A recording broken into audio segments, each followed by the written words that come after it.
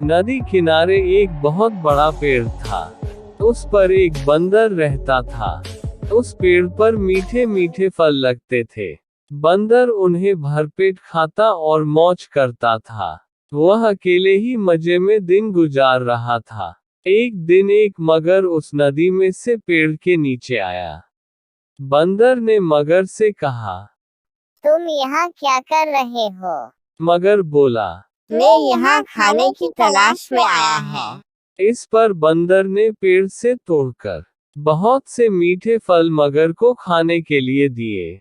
इस तरह बंदर और मगर में दोस्ती हो गई। अब मगर हर रोज वहां आता और दोनों मिलकर खूब फल खाते।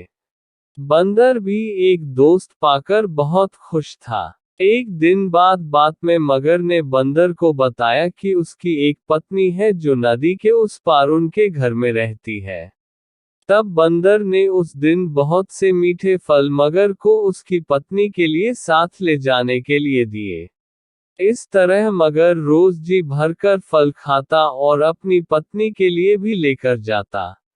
मगर की पत्नी को फल खाना तो अच्छा लगता पर पति का देर से घर लौटना पसंद नहीं था।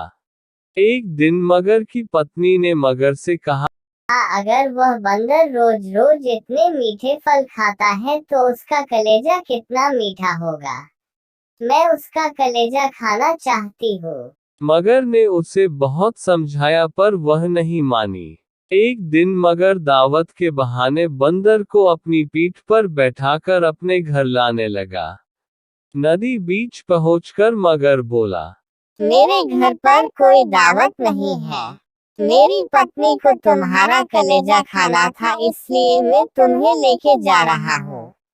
इस पर बंदर ने कहा, मैं तो अपना कलेजा पेड़ पर ही छोड़कर आया हूँ। अगर तुमने पहले कहा होता तो मैं कलेजा साथ ले लेता। अब हमें वापस जाना पड़ेगा। मगर बंदर को वापस पेड़ के पास ले आया। वहां पहुंचते ही तुरंत ही बंदर छलांग मारकर पेड़ पर चढ़ गया और हंसकर बोला, जाओ मूर्ख राजा, घर जाओ और अपनी पत्नी से कहना कि तुम दुनिया के सबसे बड़े मूर्ख हो।